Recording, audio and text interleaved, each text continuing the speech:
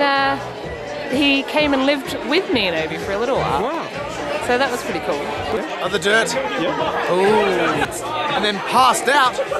And then 2 hours later, he woke up and was good to party again. Like, where's the party at? And while living with us, I was grateful that he was there to look after this stray duckling that came wandering that about. story from someone. Yeah. I've got nothing on dead kangaroo. Any dead bodies of any kind, or live bodies? I can tell you, but I'd have to kill you. Oh, okay.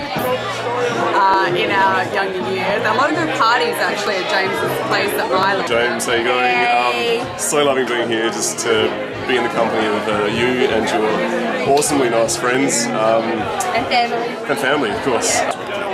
No, I don't have any dirty stories on James. That was nice being around someone that was good at relaxing.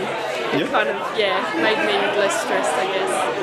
Through Obi, he kept bringing around this guy who was helping him with work or just coming to hang out.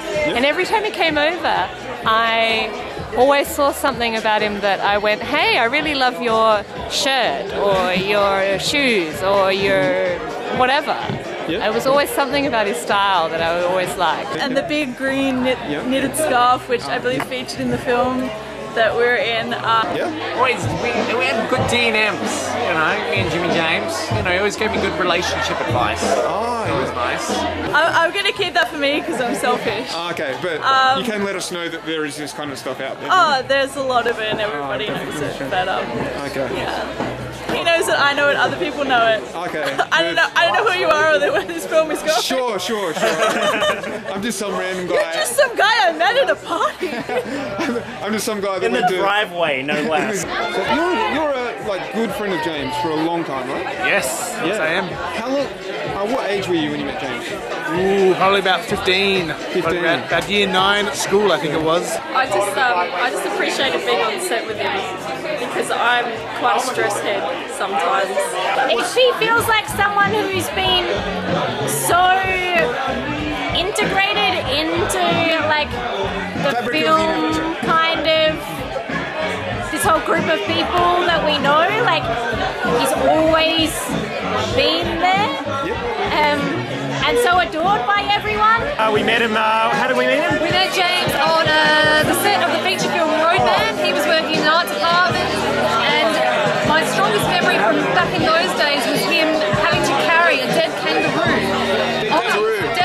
onto the set, fully sized. A real one. A real one, yeah. James has always been the most lovely person ever. Because we had all sorts of animals showing up at that house. There's like rabbits and most recently a dog and a turtle even. I've been trying to get some dirt. I think you might be the man that knows the dirt, right? Ooh, there's probably been a bit of dirt, but I don't know. It's more heroic stuff.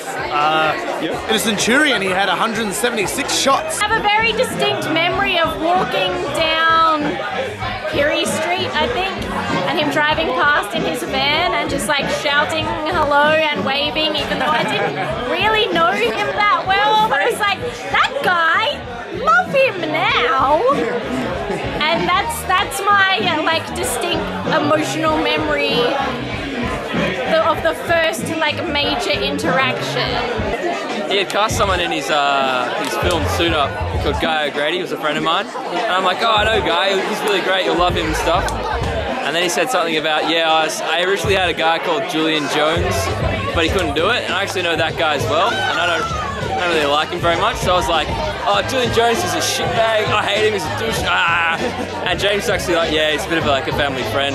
He's a good friend of mine actually. Because James is so sweet and can't hate anyone.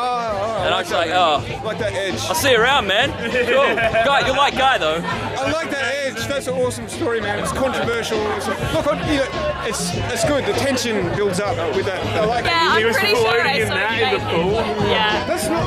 Over and over and over again. He has a nice penis. I met James I knew of James before I actually met the guy, because there was a bunch of people that just said like this awesome guy James and he works on films and stuff like that. And then I made a movie like 3 years ago and he was helping out with one of the designers and stuff, so I met him there. And then he was just like the nicest dude ever, and I kind of met at parties and stuff after that.